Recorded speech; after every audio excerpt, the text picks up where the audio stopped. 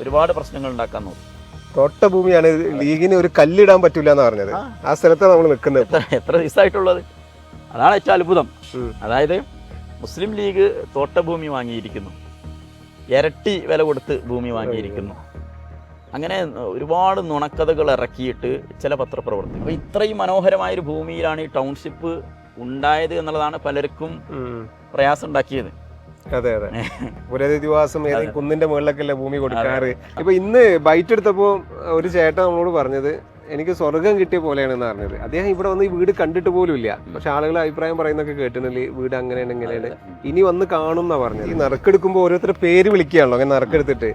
അപ്പോൾ പേര് വിളിക്കുമ്പോൾ അവരെ കണ്ണ് നിറയാണ്, അവർ എണീറ്റ് കൈ ഉയർത്തുകാണ്ട് പേര് വിളിക്കുമ്പോൾ എണീറ്റിക്കുകയാണ്. പിന്നെ പലരും കണ്ണ് തുടക്കുകയാണ്. മാത്രമല്ല മുസ്ലിം ലീഗിനെ ട്രസ്റ്റ് ചെയ്യുന്നതിൻ്റെ ഒരു ഉദാഹരണമായിട്ട് പറയുമ്പോൾ ഒരാളെന്നോട് പറഞ്ഞത്, എനിക്ക് നറുക്ക് കിട്ടി, ആദ്യഘട്ടത്തിൽ എനിക്ക് നറുക്ക് കിട്ടി, പക്ഷേ എന്നേക്കാൾ അർഹതയുള്ള ആരെങ്കിലും ഉണ്ടെങ്കിൽ കൊടുത്തോളൂ, ഞാൻ വെയിറ്റ് ചെയ്യാൻ തയ്യാറാണ്.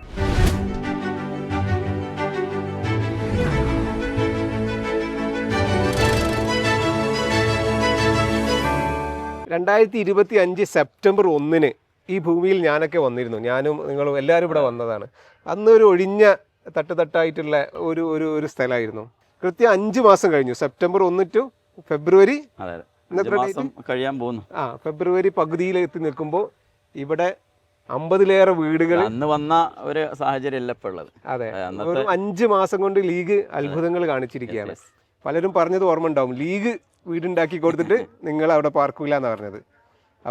അവര് താമസിക്കാൻ പോവാണ്. അടുത്ത ഫെബ്രുവരി 28 അവര് വീട് താമസിക്കാൻ പോവാണ്. എന്താണ് ഈ ഘട്ടത്തിൽ ഈ ഭൂമിയിൽ നിന്ന് എന്താ പറയാനുള്ളത്?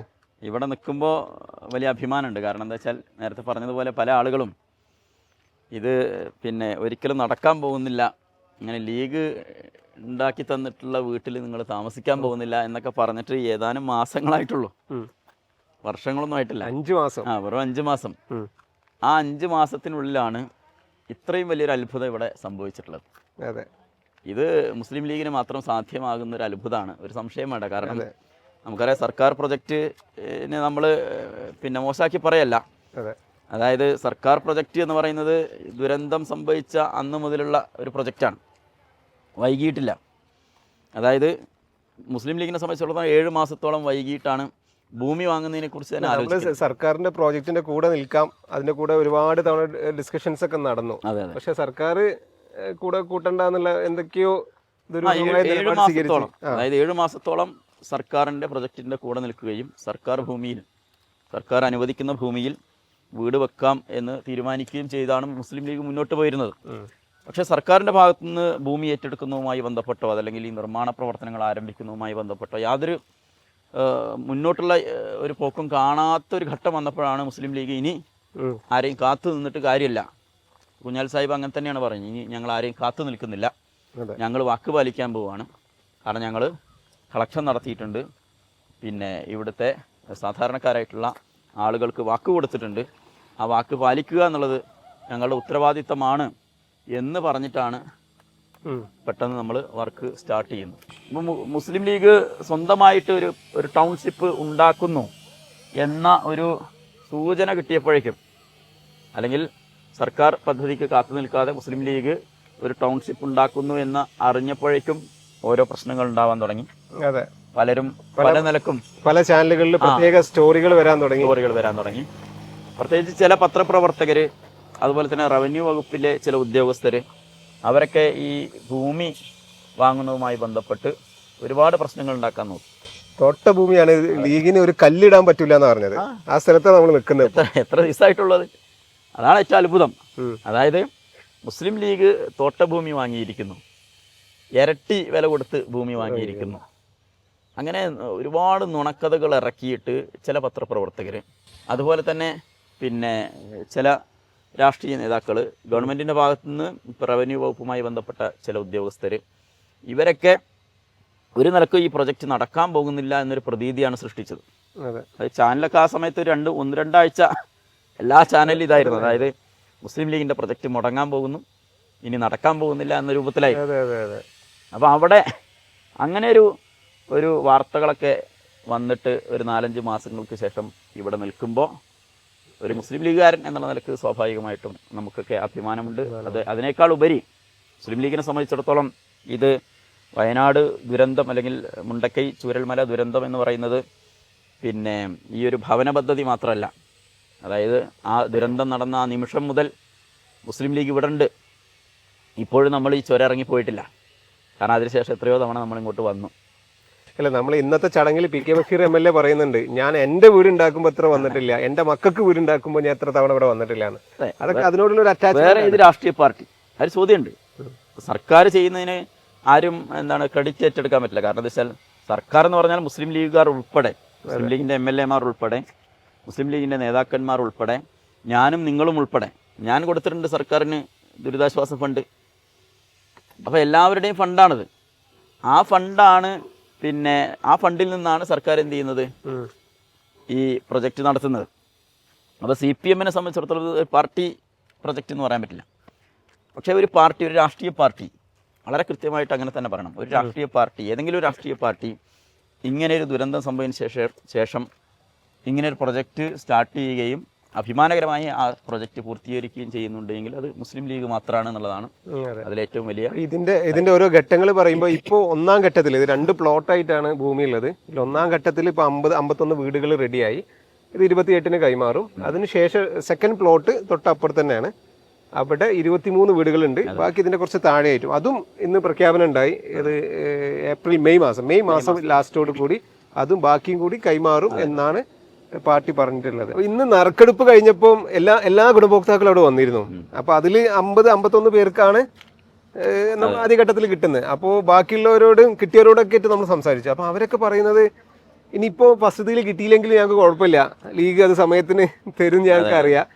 ഇനിയിപ്പോ ആരെയും അത്യാവശ്യക്കാരുണ്ടെങ്കിൽ അവർക്ക് വേണമെങ്കിൽ കൊടുക്കാന്ന് വരെ പറഞ്ഞവരൊക്കെ ഉണ്ട്. വല്ലാത്തൊരു എക്സ്പീരിയൻസ്. ഒരു കാര്യം പ്രധാനമായിട്ട് പറയേണ്ട ഒരു കാര്യമാണ്, അതായത് ഇത്രത്തോളം ബഹളങ്ങൾ ഉണ്ടാക്കി, പ്രശ്നങ്ങൾ ഉണ്ടാക്കി കുറെ ആളുകൾ, അതായത് ലീഗ് ഒരിക്കലും ഇങ്ങനെ ഒരു പ്രൊജക്റ്റ് നടത്താൻ പോകുന്നില്ല എന്നൊരു ഭീതി വ്യാപാരം നടത്തി.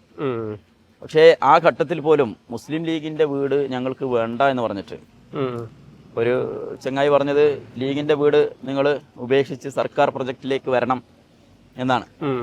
പക്ഷേ ലീഗിന്റെ വീട് വേണ്ട എന്ന് പറഞ്ഞിട്ട് ഒരു കുട്ടി പോലും. അല്ല, അത് ഭയങ്കരമായ സമ്മർദ്ദം ഉണ്ടായിരുന്നു എന്നാ പറഞ്ഞത്. എന്തിനാണ് നിങ്ങൾ അവിടെ നിൽക്കുന്നത്? ഈ ഭൂമി ഇഷ്യൂ ഒക്കെ ഉണ്ടാകുന്ന സമയത്ത് അനാവശ്യ ഇഷ്യൂ ഒക്കെ ഉണ്ടായപ്പോൾ അതാണ് മുസ്ലിം ലീഗിനോടുള്ള വിശ്വാസമാണത്.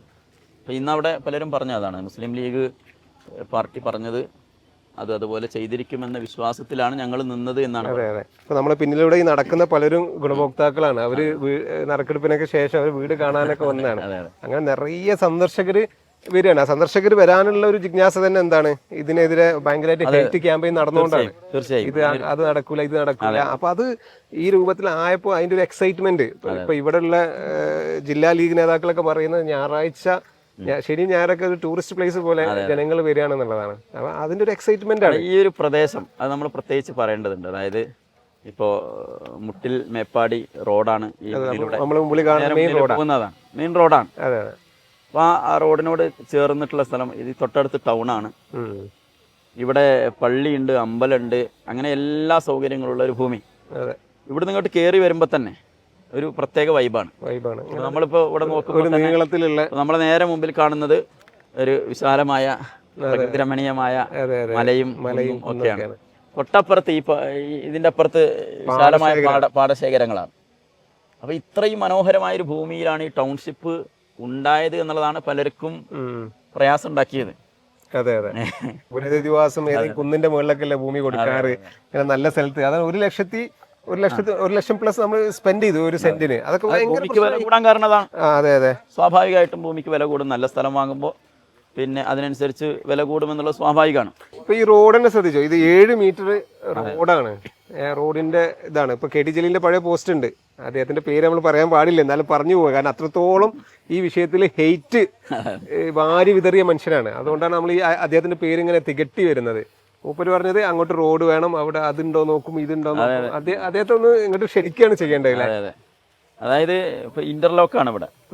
ഈ ഇന്റർലോക്ക് റോഡിൽ മാത്രമല്ല ഉള്ളത്. 7 മീറ്റർ വീതിയിൽ റോഡ്, പിന്നെ തൊട്ടപ്പുറത്ത് ഈ കാണുന്ന വീടുകൾ, ഈ വീടുകളുടെ മുറ്റവും ഇന്റർലോക്കാണ്. അതാണ് ഒരു പ്രത്യേകത. മാത്രമല്ല ഈ വീടിന്റെ ഒരു പ്രത്യേകത നമ്മൾ പറയുമ്പോൾ നമ്മൾ നല്ല എന്താ പറയുക, ചെങ്കല്ല് വെച്ചിട്ട് അതായത് സ്വന്തം വീട് നമ്മളെങ്ങനെ ഉണ്ടാക്കും? സർക്കാർ പ്രൊജക്റ്റിന് സ്വാഭാവികമായിട്ട് അതിൻ്റെതായിട്ടുള്ള പരിമിതികളുണ്ടാവും. ഇവിടെ ഒരാൾ എങ്ങനെയാണോ സ്വന്തമായിട്ടൊരു വീട് ഉണ്ടാക്കുന്നത് അത്രയും കരുതലോട് കൂടിയാണ് ഓരോ മെറ്റീരിയൽസും നമ്മൾ ഫിക്സ് ചെയ്തിട്ടുള്ളത് എന്നുള്ളതാണ്. അല്ല, ഇനിയിപ്പോ ഇന്നത്തെ മീറ്റിംഗിൽ ഇപ്പോൾ ലീഡേഴ്സ് ഒക്കെ പറഞ്ഞത് ഫർണിച്ചർ കൂടി മൂന്ന് ഇപ്പോൾ ഈ വീടിന്റെ ഒരു പ്രത്യേകത 1000-ലധികം സ്ക്വയർ ഫീറ്റുള്ള വീടാണ്. 3 ബെഡ്റൂം ഉണ്ട്. 3 ബെഡ്റൂം ഒന്നും ഇപ്പോഴത്തെ നോർമൽ വീടുകൾക്കൊന്നും ഇല്ല.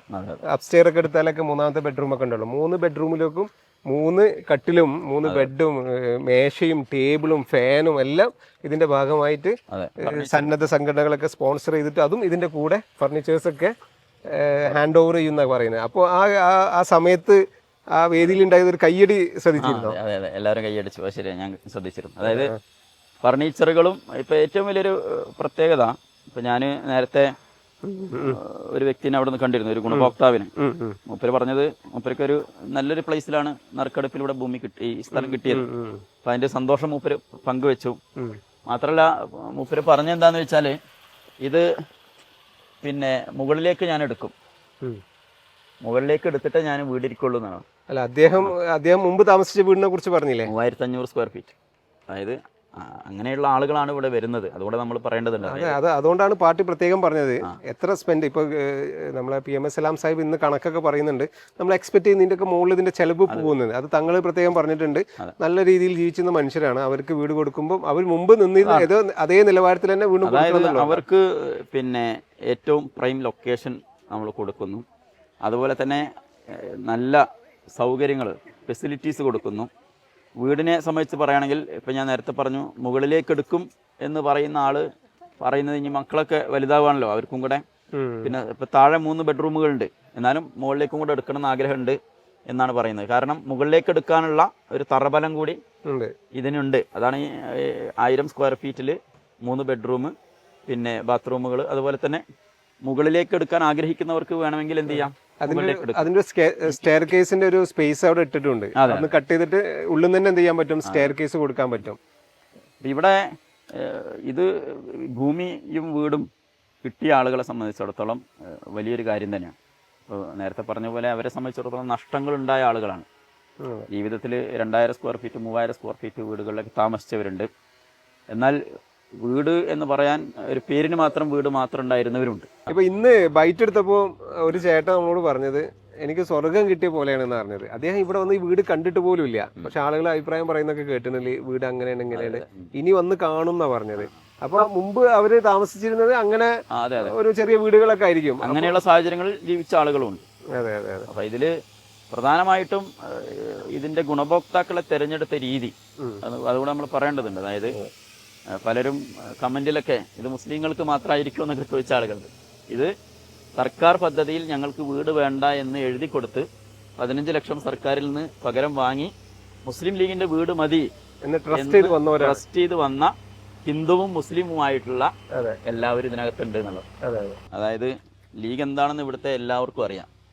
ആ വിശ്വാസത്തിലാണ് ഞാൻ നേരത്തെ പറഞ്ഞ ഈ പിന്നെ മുസ്ലിങ്ങളല്ലാത്തവരും ഹിന്ദുക്കളും, മതവും ജാതിയൊന്നുമില്ല, ഒക്കെ മനുഷ്യരാണ്. ഇപ്പോൾ ഈ ദുരന്തം എന്ന് പറയുന്നത് തന്നെ നടന്നപ്പോഴാണ് മനുഷ്യരെല്ലാവരും അതിനകത്ത് ഭാഗമാണ്.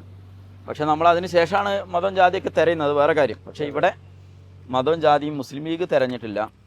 മുസ്ലിം ലീഗിന്റെ വീട് ഞങ്ങൾക്ക് വേണം എന്ന് പറഞ്ഞ അപേക്ഷ തന്ന എല്ലാവരെയും നമ്മൾ പരിഗണിച്ചു എന്നുള്ളതാണ് ഏറ്റവും വലിയ കാര്യമായിട്ട് നമ്മൾ പറയേണ്ട പ്രധാനപ്പെട്ട ഒരു പോയിന്റ് എന്നത്. നമുക്കിത് വൈൻഡ് അപ്പ് ചെയ്യുന്നതിന് മുമ്പ് പറയാനുള്ളത് ഇതിന്റെ ഡിസൈനെ കുറിച്ചാണ്. ഇത് ഡിസൈൻ ചെയ്തിരുന്നത് ഒരു ഇന്റർനാഷണൽ ലെവൽ ആർക്കിടെക്ട് ആയ ടോണിയാണ്.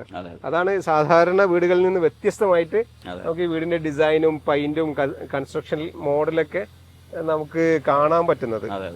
ടോണിയുടെ ഒരു ഡിസൈന്, അതുപോലെ തന്നെ പിന്നെ നിർമ്മാൺ കൺസ്ട്രക്ഷൻസ്, മലബാർ ടെക്, സാങ്കേതികമായിട്ട് ഇവരുടെയൊക്കെ ഒരു സഹായം, അതുപോലെ തന്നെ പ്രിയപ്പെട്ട സെയ്ദ് സാദിഖ് അലി ശിഹാബ് തങ്ങളുടെയും കുഞ്ഞാലിക്കുട്ടി സാഹിബിൻ്റെയും നേതൃത്വത്തിൽ PM സലാം ഉൾപ്പെടെയുള്ള മുസ്ലിം ലീഗിന്റെ സംസ്ഥാന ഭാരവാഹികൾ, PK ബഷീർ MLA നേതൃത്വത്തിലുള്ള ഉപസമിതി, ഇതിനുവേണ്ടി മാത്രം നിയോഗിച്ച ഉപസമിതി, ഇവരൊക്കെ ഈ ദുരന്തം നടന്ന അന്ന് മുതൽ ഈ ഒരു നിമിഷം വരെ വയനാട്ടിൽ നിന്ന് ഇറങ്ങിയിട്ടില്ല. അവർ വന്നുകൊണ്ടേയിരിക്കുകയാണ്, ഇപ്പോഴും വന്നുകൊണ്ടിരിക്കുക. ഏത് രാഷ്ട്രീയ പാർട്ടിയുടെ നേതാക്കളാണ് ഇങ്ങനെ വന്നുകൊണ്ടിരിക്കുന്നത്? അതൊരു ചോദ്യമാണ്. അപ്പോൾ നമ്മൾ തുടക്കത്തിൽ, അതായത് രക്ഷാപ്രവർത്തനം മുതൽ, അതിനുശേഷം അവർക്ക് ആദ്യമായി 15,000 രൂപ പോക്കറ്റ് മണി കൊടുത്തത് മുതൽ, അവർക്ക് ഭക്ഷ്യകിറ്റ് കൊടുത്ത സംഗതികൾ, ഇങ്ങനെ അവരെ ഈ ദുരന്തം നടന്ന അന്ന് മുതൽ എല്ലാവരെയും ചേർത്ത് പിടിക്കുകയാണ് മുസ്ലിം ലീഗ് ചെയ്തത്. അതിൻ്റെ ഒരു തുടർച്ചയായിട്ടാണ് ഈ ടൗൺഷിപ്പ് വരുന്നത്. അപ്പോൾ തീർച്ചയായിട്ടും കേരളത്തിലെ രാഷ്ട്രീയ പാർട്ടിക്കും ചെയ്യാൻ കഴിയാത്തത് മുസ്ലിം ലീഗ് ചെയ്യുന്നു എന്നതാണ് പലരെയും അസ്വസ്ഥമാക്കിയത്. പക്ഷെ മുസ്ലിം ലീഗ് അവർക്ക് മറുപടി കൊടുക്കാനോ അതല്ലെങ്കിൽ ഇത്തരം തേർഡ് റേറ്റ് ഡയലോഗുകൾ പറയുന്ന ആളുകൾക്ക് പിന്നെ ചെവി കൊടുക്കാനോ പോയിട്ടില്ല. നേതാക്കന്മാരൊന്നും അതിനൊന്നും വലിയ മറുപടി ഒന്നും കൊടുത്തില്ല. കാരണം ഇവരുടെയൊക്കെ ഡയലോഗ് കേട്ടാൽ തന്നെ നമുക്ക് ഇപ്പൊ അദ്ദേഹം പറയുന്നത് അദ്ദേഹം ഇങ്ങനെ സ്ക്രൂട്ടിനി ചെയ്യുന്നതുകൊണ്ടാണ് ഇതൊക്കെ ഉണ്ടാക്കുന്നത്. എന്താണ് ഈ ഏഷ്യാനെറ്റ് ചർച്ചയിൽ വേറൊരു സ്ഥലത്ത് ഭൂമി വാങ്ങി, അതെ പിന്നെ എന്തൊക്കെയാവൂലോ എന്തെല്ലാം റിയൽ എസ്റ്റേറ്റ്, പച്ച നുണ പറയുന്ന ഇത്തരം ആളുകൾക്കുള്ള ചെകിടടപ്പിക്കുന്ന മറുപടിയാണ് ഇത് എന്ന് കൂടി വേണമെങ്കിൽ നമുക്ക് പറയേണ്ടതുണ്ട്. കാരണം മുസ്ലിം ലീഗ് പ്രവർത്തകരെ സംബന്ധിച്ചിടത്തോളം അവരുടെ ഒരു വൈകാരികത കൂടിയാണ് ഇതൊക്കെ. കാരണം അവർ അധ്വാനിക്കുന്ന പണം അതിൽ നിന്ന് ഒരു വിഹിതമാണ് നമുക്ക് തരുന്നത്. അത് ലീഗുകാർ മാത്രമല്ല അല്ലാത്തവരുണ്ട്. അതെ അതെ. അല്ല ഇന്ന് വേറൊരു സംഗതി പ്രത്യേകിച്ച് ഈ നറുക്കെടുക്കുമ്പോൾ ഓരോരുത്തരുടെ പേര് വിളിക്കുകയാണല്ലോ. അങ്ങനെ നറുക്കെടുത്തിട്ട് അപ്പോൾ പേര് വിളിക്കുമ്പോൾ അവരെ കണ്ണ് നിറയാണ്. അവർ എണീറ്റ് കൈ ഉയർത്തുകയാണ്ട് പേര് വിളിക്കുമ്പോൾ എണീറ്റിക്കുകയാണ്. പിന്നെ പലരും കണ്ണ് തുടക്കുകയാണ്. അപ്പോൾ അത് വല്ലാത്തൊരു കാഴ്ചയായിരുന്നു. മാത്രമല്ല മുസ്ലിം ലീഗിനെ ട്രസ്റ്റ് ചെയ്യുന്നതിൻ്റെ ഒരു ഉദാഹരണമായിട്ട് പറയുമ്പോൾ ഒരാൾ എന്നോട് പറഞ്ഞത്, എനിക്ക് നറുക്ക് കിട്ടി, ആദ്യഘട്ടത്തിൽ എനിക്ക് നറുക്ക് കിട്ടി, പക്ഷേ എന്നേക്കാൾ അർഹതയുള്ള ആരെങ്കിലും ഉണ്ടെങ്കിൽ കൊടുത്തോളൂ, ഞാൻ വെയിറ്റ് ചെയ്യാൻ തയ്യാറാണ്. അപ്പോൾ അത്രത്തോളം ട്രസ്റ്റ് ചെയ്യുന്ന ഒരു ടീമാണ് മുസ്ലിം ലീഗിൻ്റെ കൂടെ ഉള്ളത് എന്നുള്ളതാണ്. കാരണം ഇത്രയും വിഷയങ്ങളുണ്ടായിട്ടും അതിലൊരാളെ പോലും സർക്കാരിന് അടർത്തിയെടുക്കാൻ പറ്റിയിട്ടില്ല എന്നുള്ളതാണ്. അതെ, അവരെല്ലാം ലീഗിൻ്റെ കൂടെ നിന്നു, ഇപ്പോഴും നമ്മുടെ കൂടെ നിൽക്കുകയാണ്. അപ്പോൾ അത് വിശ്വാസമാണ്. ആ വിശ്വാസം സംരക്ഷിക്കാൻ മുസ്ലിം ലീഗ് പ്രതിജ്ഞാബദ്ധമാണ് എന്നത് ഈ പ്രൊജക്റ്റ് സാക്ഷിയാണ്. നമുക്ക് വൈൻഡപ്പ് ചെയ്യാൻ തോന്നുന്നത് ഫെബ്രുവരി 28-ന് പ്രിയപ്പെട്ട സാദിഖ് അലി ശിഹാബ് തങ്ങൾ ഈ 51 വീടുകൾ താക്കോൽദാനം നിർവഹിക്കുകയാണ്. അപ്പോൾ ആ ഒരു ചടങ്ങിലേക്ക് എല്ലാ പ്രിയപ്പെട്ടവരെയും നമുക്ക് ക്ഷണിക്കാം. അതാണ് നമുക്ക് പറയാനുള്ളത്. ഈ വീടുകൾ, മനോഹരമായ വീടുകൾ അന്ന് വന്ന് കാണാം. അതാണ് എല്ലാവരോടും പറയാനുള്ളത്. Thank you. എല്ലാവർക്കും സ്വാഗതം.